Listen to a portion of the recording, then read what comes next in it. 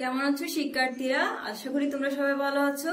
কেপিএসসি online নিয়মিত ক্লাসে সাথে আছি আমি তোমাদের শাহেদ আক্তার ম্যাম। আমার নবম দশম শ্রেণীর শিক্ষার্থীরা, তোমরা তোমাদের বিএন্টার বইটি খুলো। আমি তোমাদের বিএন্টার বইয়ের আজকে নবম অধ্যায় ও দ্বাদশ অধ্যায় পড়াবো। শিক্ষার্থীরা, তোমরা নিশ্চয় বোর্ডে দেখতে পাচ্ছ আমি নবম অধ্যায় বিপণন লিখেছি, দ্বাদশ অধ্যায় সফল উদ্যোক্তাদের জীবনী থেকে শিক্ষণীয় লিখেছি। হ্যাঁ, শুরু করা যাক তাহলে মূল ক্লাস। শুরুতেই আমি বিপণন সম্পর্কে তোমাদের একটু ধারণা দিব। বিপণনের ক্ষেত্রে আমি কিছু পয়েন্টস লিখেছি, এই পয়েন্টস গুলো তোমাদেরকে আমি ব্যাখ্যাগারে বোঝানোর চেষ্টা করব। তোমরা খুব ভালো করে মনোযোগ সহকারে শুনবে। শুরুতে লিখেছি আমি বিপণনের ধারণা। ধারণা মানে বিপণন জিনিসটা কি বা বিপণন কাকে বলে। বিপণন শব্দটা আমরা বাংলায় যতটুকু বুঝতে পারি নাই, কিন্তু ইংরেজিতে বললে তত ক্লিয়ারলি আমরা বুঝতে পারি। বিপণনের ইংরেজি হচ্ছে মার্কেটিং। মার্কেটিং আমরা সবাই বুঝতে পারি। মার্কেটিং জিনিসটা কি, যে কেনাকাটা করা। ঠিক তেমনি বিপণনের সাধারণ সংজ্ঞাটা হচ্ছে পণ্যদ্রব্য কিংবা সেবা সামগ্রী ক্রয় বিক্রয় করার কাজ। সাধারণত তাহলে আমরা বিপণন কাকে বলি? সাধারণত বিপণন হচ্ছে পণ্যদ্রব্য কিংবা সেবা সামগ্রী ক্রয় বিক্রয়ে কাজকে বোঝানো হয়। কিন্তু ব্যাপক অর্থে পণ্যদ্রব্য কিংবা সেবা সামগ্রী উৎপাদনকারী কাছ থেকে ভোক্তা কিংবা ব্যবহারকারীর নিকট পৌঁছে দেওয়া পর্যন্ত সকল কাজকে বিপণন বা বাজারজাতকরণ বলে গণ্য করা হয়। কি বললাম? পণ্য বা সেবা সামগ্রী উৎপাদনকারী কাছ থেকে ভোক্তা কিংবা ব্যবহারকারীর নিকট পৌঁছে দেওয়া পর্যন্ত যে সকল কাজ করতে হয় সে সকল কাজের সমষ্টি হচ্ছে বিপণন। সেই উৎপাদনকারী কার জন্য পণ্যদ্রব্য উৎপাদন করে? নিশ্চয়ই ভোক্তার ভোগের জন্য। সেই পণ্যটা যদি ভোক্তার কাছে পাঠানো না যায় তাহলে ওই পণ্যটা উৎপাদন করার কোনো সার্থকতা থাকে না। তাই উৎপাদিত পণ্যটা বিপণন ব্যবস্থার মাধ্যমে ভোক্তা কিংবা ভোগকারীর নিকট পৌঁছে দেওয়া হয়। এক্ষেত্রে ক্রয় বিক্রয় পরিবহন গুদামজাতকরণ প্রমিতকরণ পর্যায়িতকরণ সহ যাবতীয় কাজের সমষ্টিকে আমরা বিপণন হিসেবে চিহ্নিত করতে পারি। এরপর আমি লিখেছি কি বিপণনের কার্যগুলি, অর্থাৎ বিপণনের কাজগুলো কি কি। বিপণন কি ধরনের কার্যগুলি সম্পাদন করে? বিপণন উৎপাদনকারী এবং ভোক্তার মধ্যে সেতু বন্ধন হিসেবে কাজ করে। আমি কি বললাম? বিপণন হচ্ছে উৎপাদনকারী এবং ভোক্তার মধ্যে সেতু বন্ধন হিসেবে কাজ করে। খুব ভালো করে মনোযোগ সহকারে প্রত্যেকটা লাইন রিডিং পড়বে এবং শুনবে, কেননা এখানে প্রত্যেকটা লাইন থেকে তোমাদের অনলাইন বেসিস এক্সাম নেওয়া হবে। অনলাইনে তোমাদের নোটভিত্তিক নেওয়া হবে, সেই নোটভিত্তিক গুলা বিশেষ করে রিডিং থেকে দেওয়া হবে। আচ্ছা, বিপণন তাহলে কি করে? উৎপাদন করে এবং ভোক্তার মধ্যে সেতু বন্ধন হিসেবে কাজ করে। বিপণনের মাধ্যমে পণ্য ও সেবার মালিকানা স্থানগত ও সময়গত উপযোগ সৃষ্টি হয়। এখানে প্রত্যেকটা লাইনে ইম্পর্টেন্ট, প্রত্যেকটা লাইন থেকে কিন্তু এমসিকিউ হয়। আচ্ছা, এখানে আমি জায়গা না হতে বিপণনের কার্যগুলিগুলো লিখতে পারি নাই, আমি মুখে বলছি, তোমরা ভালো করে শুনবে। বিপণন প্রথমত কি কাজ করে? ক্রয়ের কাজ। ক্রয় বিপণনের অন্যতম কাজ নিজস্ব ব্যবহার কিংবা পুনঃবিক্রয়ের জন্য পণ্যদ্রব্য বা সেবা সামগ্রী ক্রয় করতে হয়। পণ্যদ্রব্য কিংবা সেবা সামগ্রী ক্রয়ের মাধ্যমে পণ্যের মালিকানা সৃষ্টি হয়। ক্রয়ের মধ্যে প্রশ্ন থাকতে পারে, ক্রয়ের মাধ্যমে কি হয়? তোমাদের উত্তর দিতে হবে ক্রয়ের মাধ্যমে পণ্যের মালিকানা সৃষ্টি হয়। অর্থাৎ আমি যদি কোনো পণ্য ক্রয় করে নিয়ে আসি তাহলে ওই পণ্যের মালিকানা অর্থাৎ মালিক আমি নিজেই। সেটা কিসের জন্য বলা হচ্ছে? ক্রয়ের মাধ্যমে পণ্যের মালিকানা সৃষ্টি হয়। আবার এরপরে আছে দ্বিতীয় কাজ বিক্রয়। বিক্রয় বিপণনের একটি অত্যাবশ্যকীয় কাজ, কারণ বিপণনের মাধ্যমে পণ্যের ক্রেতা বিক্রেতাকে একত্রিত করা হয়। বিক্রয়ের মাধ্যমে পণ্যের মালিকানা হস্তান্তরিত হয়। ক্রয়ের মাধ্যমে পণ্যের মালিকানা সৃষ্টি হয় এবং বিপণনের মাধ্যমে পণ্যের মালিকানা হস্তান্তরিত হয়। অর্থাৎ একজনের কাছ থেকে মালিকানাটা আরেকজনের কাছে চলে যায়। মনে করো আমি একজন বিক্রেতা, সেক্ষেত্রে আমার কোনো পণ্য রয়েছে, আমি সেই পণ্যটা বিক্রয় করে দিচ্ছি। বিক্রয় করে দেওয়ার ফলে এটা মালিক কি হয়ে যাচ্ছে? ক্রেতা। তাহলে বিক্রয়ের মাধ্যমে পণ্যের মালিকানাটা কি হয়? হস্তান্তরিত হয়। এরপরে রয়েছে বিপণন আরেকটা কার্যবলী পরিবহন। পরিবহন পণ্য কিংবা সেবার স্থানগত উপযোগ ও চাহিদা সৃষ্টি করে। পরিবহন কি করে? পণ্যের স্থানগত উপযোগ সৃষ্টি করে। স্থানগত কেন বলা হচ্ছে? কারণ পরিবহনের মাধ্যমে এক স্থানের পণ্য অন্য স্থানে পৌঁছে দেওয়া হয়। এভাবে পণ্য উৎপাদনকারী থেকে শেষ পর্যন্ত ব্যবহারকারীর নিকট পৌঁছে দেওয়া হয় শুধুমাত্র পরিবহনের মাধ্যমে। বর্তমান সময়ে পরিবহন ব্যবস্থার কারণে আমরা চীনের তৈরি বিভিন্ন ইলেকট্রনিক্স দ্রব্য সামগ্রী ব্যবহার করতে পারছি। আবার আমাদের দেশের চিংড়ি মাছ ও চা বিশ্বের বিভিন্ন দেশে মানুষ বুক করতে পারছে শুধুমাত্র পরিবহন ব্যবস্থার মাধ্যমে। তাই বলা হয় পরিবহন পণ্যের স্থানগত উপযোগ সৃষ্টি করে। এরপরে রয়েছে গুদামজাতকরণ। গুদামজাতকরণের মাধ্যমে পণ্যের সময়গত উপযোগ সৃষ্টি হয়। কি ধরনের উপযোগ? সময়গত উপযোগ। কারণ সময়ের গুদামে কি করা হয়, বেশ কিছু পরিমাণ পণ্য সংরক্ষণ করে রাখা হয়, যখন সিজন থাকে না ওই সিজনে বিক্রয় করার জন্য। তাহলে গুদামজাতকরণ কি করে? সময়গত, অর্থাৎ যে সময়ে পণ্যটা আমি পাওয়ার কথা না, গুদামজাতকরণের মাধ্যমে ওই পণ্যটা ভোগ করতে পারছি। যেমন উদাহরণ হিসেবে বলতে পারি, শীতকালের উৎপাদিত গুল আলু ও টমেটো সারা বছর আমরা গুদামজাতকরণের ফলে পেয়ে থাকি। এছাড়া এরপরে রয়েছে প্রমিতকরণ। প্রমিতকরণ শব্দটা হয়তো বা তোমাদের জন্য নতুন, আমি বলছি তোমরা ভালো করে শুনবে। প্রমিতকরণের মাধ্যমে পণ্যের গুণাগুণ, আকার, রং, স্বাদ ইত্যাদির উপর ভিত্তি করে পণ্যের মূল্য স্থির করা হয়। প্রমিতকরণের মাধ্যমে কি করা হয়? পণ্যের মূল্য স্থির করা হয়। কিভাবে স্থির করা হবে? এক্ষেত্রে পণ্যের গুণাগুণটা দেখা হবে, আকারটা দেখা হবে, রং এবং স্বাদ অনুযায়ী পণ্যের মূল্য নির্ধারণ করা হয়। কেন করা হয়? কারণ প্রমিতকরণের মাধ্যমে বিপণন প্রক্রিয়া সহজ হয় এবং বিক্রয় কার্যে গতিশীলতা বৃদ্ধি পায়। প্রমিতকরণ জিনিসটা অবশ্যই গুরুত্বপূর্ণ। শিক্ষার্থী, এরপরে রয়েছে পর্যায়িতকরণ। তোমরা অনেক সময় পর্যায়িতকরণ এবং প্রমিতকরণকে হয়তো বা একসাথে করে ফেলতে পারো, দুইটা কিন্তু ভিন্ন জিনিস। প্রমিতকরণ হচ্ছে পণ্যের মূল্য নির্ধারণ করা, আর পর্যায়িতকরণ হচ্ছে মান অনুযায়ী পণ্যকে বিভিন্ন শ্রেণীতে ভাগ করা। মান অনুযায়ী অর্থাৎ মান শ্রেণী অনুযায়ী কি করা? বিভিন্ন শ্রেণীতে পণ্যগুলোকে ভাগ করে রাখা। সাধারণত ওজন, আকার ও গুণাগুণ অনুযায়ী পর্যায়িতকরণ করা হয়। এরপরে রয়েছে মোড়কীকরণ। মোড়কীকরণ জিনিসটা তো আমরা সবাই বুঝি কম বেশি, মানে প্যাকেট করা। হ্যাঁ, তাহলে মোড়কীকরণ পণ্যকে কি করে? সুন্দর এবং আকর্ষণীয় করে তুলে এবং নষ্ট কিংবা ভেঙে যাওয়ার হাত থেকে রক্ষা করে কোনো কিছু দ্বারা যদি আবৃত করা হয় তাকে আমরা বলবো মোড়কীকরণ। শিল্পজাত পণ্য যেমন ফ্রিজ, টেলিভিশন, সাবান এবং কৃষিজাত পণ্য যেমন পাস্তুরিত দুধ, মাছ, মাংস ইত্যাদি বিক্রয় ও ক্রেতাদের নিকট গ্রহণযোগ্যতা মোড়কীকরণের উপর নির্ভর করে। কেন করা হয়? আমরা শিল্পজাত পণ্য মোড়কীকরণ করে থাকি এবং কৃষিজাত পণ্য করে থাকি। কারণ কি জন্য? পণ্যটা যেন অন্যের নিকট সুন্দর হয় এবং আকর্ষণীয় হয় এবং নষ্ট কিংবা ভেঙে না যায়, সেজন্য। এরপরে বিপণনের পরবর্তী কাজ রয়েছে তথ্য সংগ্রহ করা। পণ্য ও বাজার সংক্রান্ত বিভিন্ন তথ্য সংগ্রহ করাও কিন্তু বিপণনের কাজ। বাজারে কোন পণ্যের চাহিদা ও সরবরাহ কেমন, ক্রেতা ও ভোক্তাদের পছন্দ ও রুচি কেমন, সে সম্পর্কে জানতে তথ্য সংগ্রহ করতে হয়। এছাড়া পরবর্তীতে বিপণনের কার্যাবলী হচ্ছে ভোক্তা বিশ্লেষণ, অর্থাৎ বিপণনের সবচেয়ে গুরুত্বপূর্ণ কাজ বা আরেকটি গুরুত্বপূর্ণ কাজ, সেটি হচ্ছে ভোক্তা বিশ্লেষণ করা। ভোক্তা কিংবা ব্যবহারকারীর রুচি কিভাবে করব? ভোক্তা কিংবা ব্যবহারকারীর রুচি, চাহিদা, বৈশিষ্ট্য ও আগ্রহ বিশ্লেষণ ও মূল্যায়ন করা, এগুলোকে বলা হবে ভোক্তা বিশ্লেষণ। কারণ যথাযথভাবে ভোক্তা বিশ্লেষণ করা না হলে কিংবা ভোক্তা বিশ্লেষণের কাজটি না করতে পারলে ব্যবসায়িক ক্ষেত্রে ঝুঁকি বেড়ে যাবে এবং প্রসার ব্যাহত হবে। প্রসার ব্যাহত মানে ব্যবসায়ের সম্প্রসারণ ব্যাহত হওয়া। কারণ আমি তো পণ্যটা তৈরি করতেছি সাধারণত ভোক্তার ভোগের জন্য, সেজন্য ভোক্তার চাহিদাটাকে অবশ্যই বিশ্লেষণ করতে হবে। সে কোন ধরনের পণ্য চাচ্ছে বা তার আগ্রহ কতটুকু, সেগুলো অবশ্যই বিশ্লেষণ করতে হবে। এরপরে শিক্ষার্থীরা, তোমরা নিশ্চয় বোর্ডে দেখতে পাচ্ছ আমি লিখেছি বন্টন প্রণালীর ধারণা। এতক্ষণ আমি বিপণনের কার্যগুলি পড়িয়েছি, এর আগে পড়িয়েছিলাম বিপণনের ধারণা, এখন আমরা পড়বো বন্টন প্রণালীর ধারণা। বন্টন প্রণালী জিনিসটা কি? বন্টন প্রণালী যে প্রক্রিয়ার মাধ্যমে পণ্য কিংবা সেবা উৎপাদনকারীর কাছ থেকে প্রকৃত ভোক্তা কিংবা ব্যবহারকারীর হাতে পৌঁছে তাকে বন্টন প্রণালী বলে।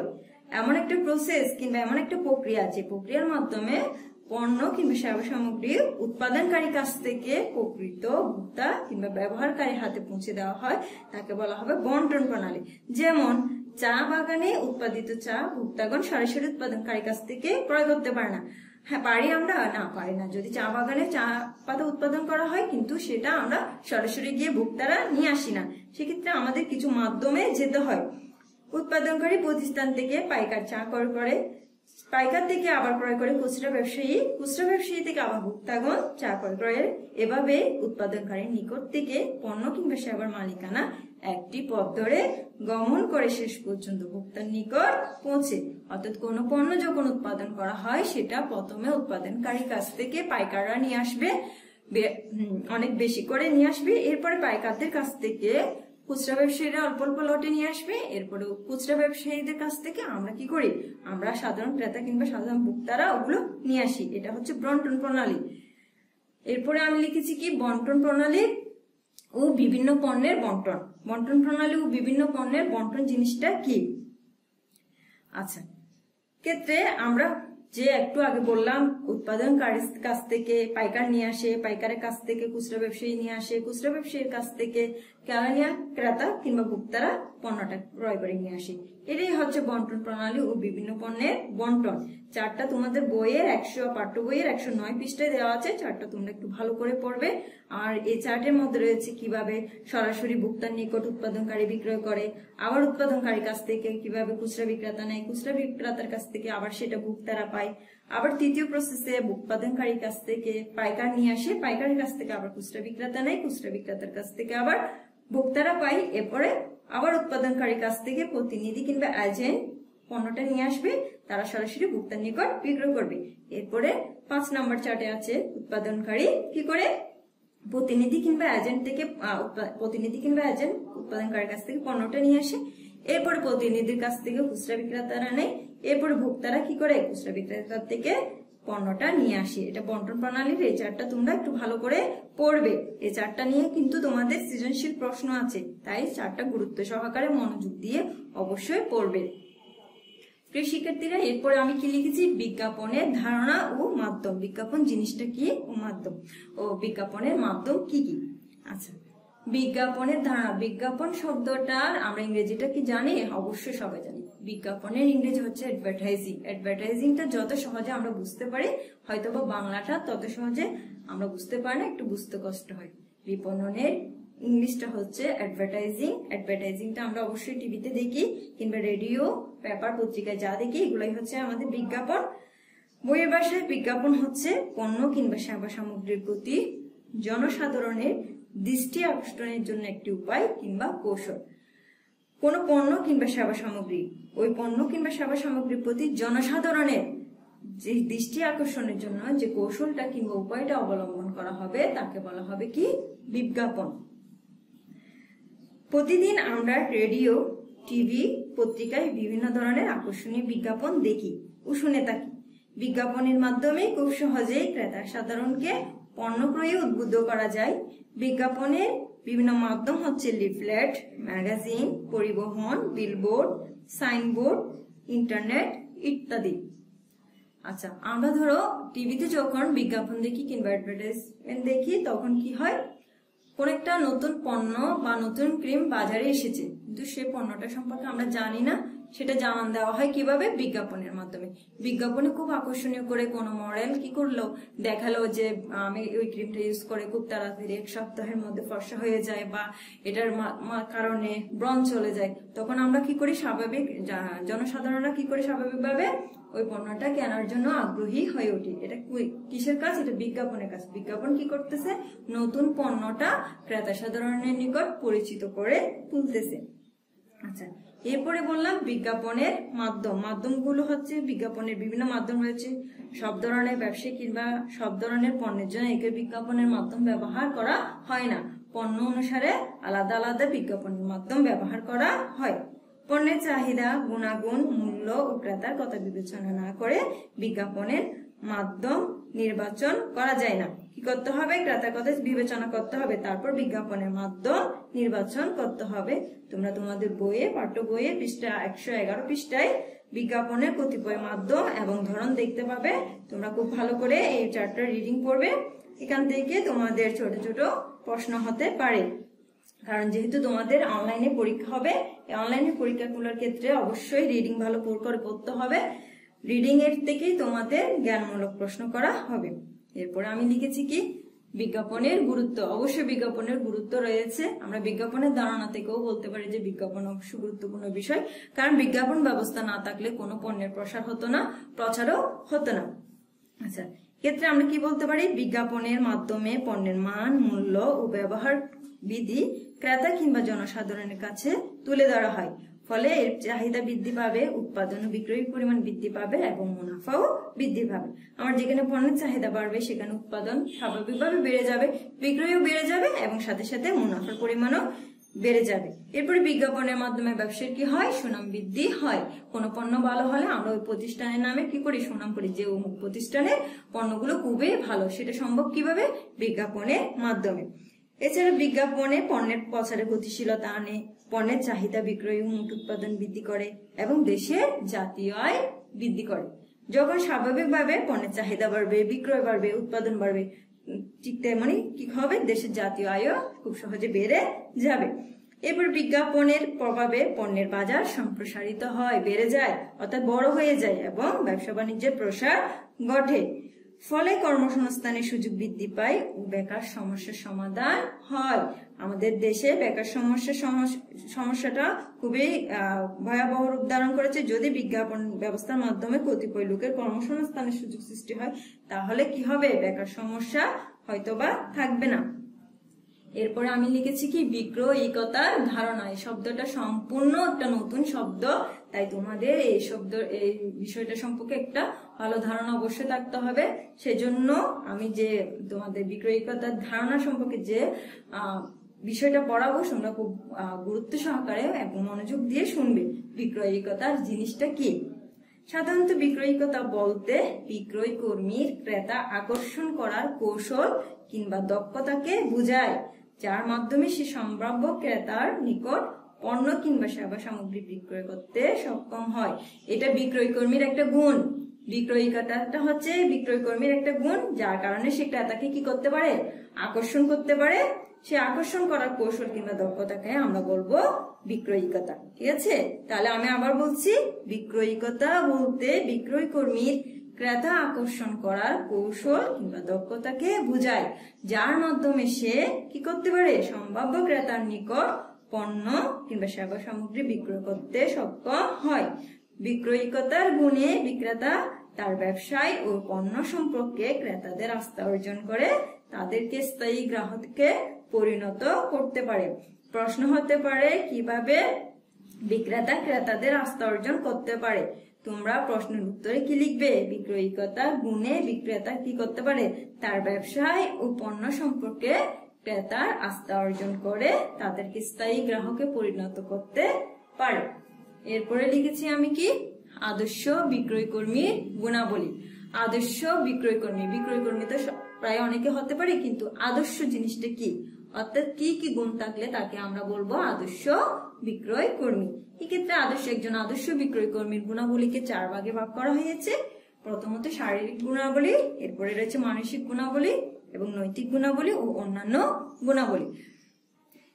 নৈতিক গুণাবলীগুলো কি এবং শারীরিক ও মানসিক গুণাবলীগুলো কি আমি একটু পড়ছি, তোমরা ভালো করে শুনবে। শারীরিক গুণাবলীর মধ্যে রয়েছে সুস্বাস্থ্য, সুদর্শন চেহারা, সুন্দর হাসি। কি বললাম? শারীরিক গুণাবলীর মধ্যে রয়েছে সুদর্শন চেহারা, সুস্বাস্থ্য ও সুন্দর হাসি। এরপর রয়েছে মানসিক গুণাবলী। মানসিক গুণাবলীর মধ্যে রয়েছে আগ্রহ ও আন্তরিকতা। কাজ করার প্রতি তার আগ্রহ থাকতে হবে এবং কাজের আন্তরিকতা থাকতে হবে। আত্মবিশ্বাস, নিজের প্রতি নিজের বিশ্বাস থাকতে হবে। তীক্ষ্ণ বুদ্ধিমত্তা, খুব বেশি কি বুদ্ধিসম্পন্ন হতে হবে, বুদ্ধিমত্তাটা খুব তীক্ষ্ণ হতে হবে। এছাড়া ধৈর্যশীলতা, ধৈর্য সহকারে বিক্রয় করার মন মানসিকতা থাকতে হবে। এরপরে রয়েছে নৈতিক গুণাবলী। নৈতিক গুণাবলীর মধ্যে রয়েছে সততা ও বিশ্বস্ততা। অবশ্যই সৎ হতে হবে, মার্জিত ব্যবহার, সবার সাথে সুন্দর ব্যবহার করতে হবে। এটা কিন্তু বিক্রয় কর্মীর নৈতিক গুণাবলী। এরপর রয়েছে জেন্ডার সচেতনতা। জেন্ডার সচেতনতাটা তোমাদের আমি গত ক্লাসেও পড়িয়েছিলাম, আজকেও আবার একটু বলছি, ভালো করে বিষয়টা শুনবে, কারণ জেন্ডার সচেতনতা হয়তো বা তোমরা প্রায় দেখি ভুল করে ফেলো। জেন্ডার সচেতনতা হচ্ছে নারী, পুরুষ, ছেলে, মেয়ে এবং বয়স্ক ক্রেতাদের সাথে কেমন ব্যবহার করা উচিত সে সম্পর্কে সচেতন থাকা, অর্থাৎ সতর্ক থাকা। এরপরে অন্যান্য গুণাবলীর মধ্যে থাকবে শিক্ষা অভিজ্ঞতা। অবশ্যই তাকে শিক্ষিত হতে হবে এবং তার যথেষ্ট অভিজ্ঞতা থাকতে হবে। বিপণন সম্পর্কে জ্ঞান থাকতে হবে, মার্কেটিং বিষয়ে তার অবশ্যই জ্ঞান লাগবে এবং হিসাবে পারদর্শিতা। হ্যাঁ, হিসাব করার ক্ষেত্রে অবশ্যই পারদর্শী হতে হবে। এই হলো আমার আদর্শ বিক্রয় কর্মীর গুণাবলী। তাহলে আদর্শ বিক্রয় কর্মীর গুণাবলীর মধ্যে আমরা পাবো শারীরিক গুণাবলী, নৈতিক গুণাবলী, মানসিক গুণাবলী এবং অন্যান্য গুণাবলী। আশা করছি তোমরা আমার নবম অধ্যায় বিপণন অধ্যায়টা ভালো করে বুঝতে পেরেছো। তার জন্য তোমাদেরকে অবশ্যই বেশি বেশি করে রিডিং পড়তে হবে। রিডিং পড়লে তোমরা হয়তো বা আমার পাঠের সাথে সমন্বয় করে বিষয়টা আরো বেশি ভালো করে বুঝতে পারবে। এরপরে প্রিয় শিক্ষার্থীরা, তোমরা বোর্ডে দেখতে পাচ্ছ আমি দ্বাদশ অধ্যায় সফল উদ্যোক্তাদের জীবনী থেকে শিক্ষণীয় এই অধ্যায়টা লিখেছি। হ্যাঁ, এক্ষেত্রে সফল উদ্যোক্তা কারা বা উদ্যোক্তা কারা প্রথমে আমাকে জানতে হবে। উদ্যোক্তা হচ্ছে যিনি উদ্যোগ গ্রহণ করে। আমরা কি বলবো? যিনি উদ্যোগ গ্রহণ করে তাকে উদ্যোক্তা বলা হয়। তাহলে উদ্যোক্তাদের মতো আবার সফল কারা, মানে সাকসেস কারা হয়েছে, তারা প্রতিষ্ঠিত হতে পেরেছে, এরকম কয়েকজন উদ্যোক্তার নাম আমি লিখেছি। কে কে? জহুরুল ইসলাম, জনাব স্যামসন এস চৌধুরী, শাহিদা বেগম, আবুল কালাম আজাদ, লুৎফা সানজিদা ও নায়েবা। ইনারা হচ্ছেন সফল উদ্যোক্তা, অর্থাৎ ওনারা কি ব্যবসায়ী ক্ষেত্রে উদ্যোগ গ্রহণ করে সফল হয়েছেন বা প্রতিষ্ঠিত হয়েছেন। তাই ওনাদের জীবনী থেকে আমরা কি নিতে পারি? শিক্ষা নিতে পারি, কারণ ভবিষ্যতে হয়তো বা আমরাও উদ্যোক্তা হয়ে যেতে পারি। সেজন্য ওনাদের জীবনীগুলো পড়লে আমরা কি করতে পারবো? হয়তো বা উপকৃত হতে পারবো। এখানে যে আমি ওনাদের জীবনী, ওনাদের কয়েকজন সফল উদ্যোক্তার নাম লিখেছি, এগুলো কিন্তু তোমাদের বেশি করে ভালো করে বইয়ে রিডিং পড়তে হবে, কারণ প্রত্যেকটা লাইনে ইম্পর্টেন্ট। এখানে প্রত্যেকটা লাইনে আছে তোমাদের ওনাদের জন্মের সাল, মা বাবার নাম, বা ওনারা কতটুকু পড়াশোনা করেছেন, কিভাবে প্রতিষ্ঠিত হয়েছেন, কোন জায়গা থেকে কতটুকু ইনভেস্ট করে ওনারা আসতে পেরেছেন, বা কোন জেলায় ওনারা জন্মগ্রহণ করেছেন, বা ওনাদের কঠোর পরিশ্রমের মাধ্যমে কিভাবে সামনে এগিয়ে যেতে পারছেন, এগুলো তোমাদের কি করতে হবে? জানার জন্য অবশ্যই বইটা প্রত্যেকটা লাইন করে রিডিং করতে হবে, কারণ এখানে প্রত্যেকটা লাইনে সাল দেওয়া আছে, তারা ভাই বোন কতজন ছিল, মা বাবা কিরকম, নাম কি ছিল, বা কোন বিশ্ববিদ্যালয়তে বা কোন স্কুল থেকে তারা পড়াশোনা করেছেন, বা কোন তারা কি প্রতিষ্ঠা করেছেন, কি জন্য তাদেরকে সফল উদ্যোক্তা বলা যাচ্ছে, এগুলো কিন্তু পাবো কিভাবে? আমরা বই পড়ে। আমি একটু সংক্ষেপে বলছি। জহুরুল ইসলাম, শুরুতে লিখেছি কি? জহুরুল ইসলাম। জহুরুল ইসলাম সাধারণত 1928 সালে কিশোরগঞ্জ জেলার বাজিতপুর উপজেলার ভাগলপুরে জন্মগ্রহণ করে। এরপরে ওনার পিতার নাম হচ্ছেন মরহুম আলহাজ আফতাবউদ্দিন। তিনি ছিলেন ময়মনসিংহ জেলা বোর্ডের একজন সাধারণ কন্ট্রাক্টর। তার মাতার নাম বেগম রহিমা আক্তার খাতুন। 5 ভাই ও 3 বোনের মধ্যে জহুরুল ইসলাম ছিলেন দ্বিতীয়। জহুরুল ইসলাম কে ছিলেন? যদি প্রশ্নে আসে জহুরুল ইসলামরা কয় ভাই বোন ছিল, তোমরা কি লিখবা প্রশ্নে? 5 ভাই ও 3 বোন। এরপর জহুরুল ইসলাম যে ইস্টার্ন হাউজিং লিমিটেড প্রতিষ্ঠান রয়েছে, সেই প্রতিষ্ঠানের প্রতিষ্ঠাতা। তিনি 1964 সালে ইস্টার্ন হাউজিং লিমিটেড নামে একটি প্রতিষ্ঠান স্থাপন করে। তোমাদের একটা প্রশ্ন আছে যে ইস্টার্ন হাউজিং লিমিটেড কত সালে প্রতিষ্ঠিত হয়? প্রশ্নের উত্তরে তোমরা কি লিখবে? 1964 সালে। পরিশ্রম, সততা, নিষ্ঠা এবং আত্মবিশ্বাসের ফলে তিনি সফল উদ্যোক্তায় পরিণত হন। 1995 সালে 19 অক্টোবর এই কর্মবীরের জীবন অবসান হয়। মৃত্যুসাল, জন্মসাল খুব ভালো করে দেখবে, এবং কে কোন জেলায় জন্মগ্রহণ করেছে, কার প্রতিষ্ঠিত প্রতিষ্ঠান কোনটা, সেগুলো ভালো করে কিন্তু পড়তে হবে। এখান থেকে স্যামসন এস চৌধুরী হচ্ছেন স্কয়ার ফার্মাসিউটিক্যালস এর প্রতিষ্ঠাতা। বর্তমানে যে স্কয়ার গ্রুপের আমরা ওষুধ পাই, সেটা প্রতিষ্ঠাতা হচ্ছে কে? Samson S Chowdhury. এছাড়াও তিনি বেসরকারি টেলিভিশন চ্যানেল মাছরাঙ্গা টেলিভিশনের চেয়ারম্যানও ছিলেন। তিনি কি ছিলেন? বেসরকারি টেলিভিশন চ্যানেল মাছরাঙ্গা টেলিভিশনের চেয়ারম্যান। তিনি সর্বপ্রথম 12 জন শ্রমিক নিয়ে স্থাপন করেন স্কয়ার ফার্মাসিউটিক্যালস। কতজন শ্রমিক নিয়ে? 12 জন শ্রমিক নিয়ে। তিনি 1926 সালে 25 সেপ্টেম্বর ফরিদপুর জেলায় কি করেন? জন্মগ্রহণ করেন। তার পিতা ES চৌধুরী ও মাতা লতিকা চৌধুরী। এরপরে আমি কি লিখেছি? এরপরে শাহিদা বেগম। শাহিদা বেগম ছিলেন একজন গৃহবধূ। গৃহবধূ থেকে তিনি একজন সফল উদ্যোক্তায় পরিণত হন। কিভাবে? তার একটা টেইলার্স ছিল হাজবেন্ডের। ওই টেইলার্সটা যখন ওনার হাজবেন্ড যখন মারা যান, তখন উনি কোনো উপায় না পেয়ে ওই টেইলার্সটা পুনরায় চালু করে রিস্ক নিয়ে সফল উদ্যোক্তা হিসেবে সমাজে প্রতিষ্ঠিত হয়। বর্তমান সময়ে বরিশালের লিবার্টি জেন্টস টেইলার্স এর স্বত্বাধিকারী হচ্ছেন শাহিদা বেগম। এরপরে আবুল কালাম আজাদ। আবুল কালাম আজাদ হচ্ছেন আজাদ প্রোডাক্টস এর কর্ণধার। তিনি জীবনের প্রথম ব্যবসা শুরু করেছিলেন মাত্র 450 টাকা পুঁজি নিয়ে। কত টাকা পুঁজি? মাত্র 450 টাকা পুঁজি নিয়ে। তিনি নিজের মা সহ পৃথিবীর সকল মায়েদের শ্রদ্ধা জানাতে 2003 সাল থেকে প্রচলন করেছেন রত্নাকর বা মা অ্যাওয়ার্ড। তোমাদের প্রশ্ন আসতে পারে রত্নাকর বা মা অ্যাওয়ার্ড কে প্রচলন ঘটান? তাহলে কে? আবুল কালাম আজাদ। কত সাল থেকে? 2003 সাল থেকে। প্রতি বছর উল্লেখযোগ্য সংখ্যক মাকে দেওয়া হয় এই স্বীকৃতি ও পুরস্কার। যে মায়েদের কমপক্ষে 3 জন সন্তান, বিভিন্ন ক্ষেত্রে সফল ও প্রতিষ্ঠিত, তাদেরকে রত্নাকর বা মা আখ্যায়িত করে এই পুরস্কার দেওয়া হয়। মাদের মধ্যে সচেতনতা বাড়ানোর জন্য এই পুরস্কারের ব্যবস্থা করা হয়। প্রতি বছর বিশ্ব মা দিবসে এই পুরস্কারের আয়োজন করা হয়। প্রশ্নে আছে যে রত্নাকর বা অ্যাওয়ার্ডটা কাদেরকে দেওয়া হয়? যে মায়ের কমপক্ষে 3 জন সন্তান, বিভিন্ন ক্ষেত্রে প্রতিষ্ঠিত কিংবা সফল, তাদেরকে রত্নাকর বা মা অ্যাওয়ার্ড দেওয়া হয়। কারণ মাদের মধ্যে সচেতনতা বাড়ানোর জন্য এই পুরস্কারটা দেওয়া হয়। এরপরে কার নাম লিখেছি? লুৎফা সানজিদা। লুৎফা সানজিদা বন্দরনগর চট্টগ্রামের, অর্থাৎ আমাদের চট্টগ্রাম জেলার হালিশহরের অনিন্দ বুটিক্স বা পার্লার এবং পার্লারের মালিক লুৎফা সানজিদা, যিনি মাত্র 15,000 টাকা নিয়ে ব্যবসা শুরু করে আজ কোটিপতির তালিকায় নিজের নাম লিখাতে সক্ষম হয়েছেন। এরপরে নায়েব আলী। নায়েব আলী হচ্ছে বগুড়ার। উনি মাত্র 1,000 টাকা পুঁজি নিয়ে 2009 সালে, খুব রিসেন্টলি হয়েছে যেটা, মাত্র 1,000 টাকা পুঁজি নিয়ে 2009 সালে তিনি নিজ গ্রামে গড়ে তুলেন হাঁসের খামার। রিস্ক নিয়ে যে হাঁসের খামারটা করে ওইখান থেকেই তিনি আজ সফল উদ্যোক্তার খাতায় নিজের নামটা লিখাতে সক্ষম হয়েছেন। আশা করছি তোমরা দ্বাদশ অধ্যায় সফল উদ্যোক্তার জীবনী থেকে শিক্ষণীয় অধ্যায়টা খুব ভালো করে রিডিং করবে এবং আমার আজকে আলোচ্য বিষয়টা গুরুত্ব সহকারে শুনবে। আজ এ পর্যন্ত তোমরা যে দুইটা অধ্যায় আমি পড়ালাম, এই সফল উদ্যোক্তাদের জীবনীটা আসলে একসাথে পড়ে নিলাম, কারণ এটাতে তেমন পড়ানোর মতন কিছু নেই। এটা বিশিষ্ট কয়েকজন সফল উদ্যোক্তাদের জীবনী সম্পর্কে আলোচনা, সেজন্য তোমাদেরকে এক্ষেত্রে নিজেদের বেশি করে রিডিং করে প্রত্যেকটা লাইন করে রিডিং পড়তে হবে। তো আজকের আলোচ্য বিষয় আশা করছি সবাই বুঝতে পেরেছো। তারপর যদি কোনো সমস্যা থাকে তোমরা আমাদের ইউটিউব চ্যানেলে গিয়ে কমেন্টস করবে, আমি নেক্সট ক্লাসে তা তোমাদেরকে বুঝিয়ে দিব।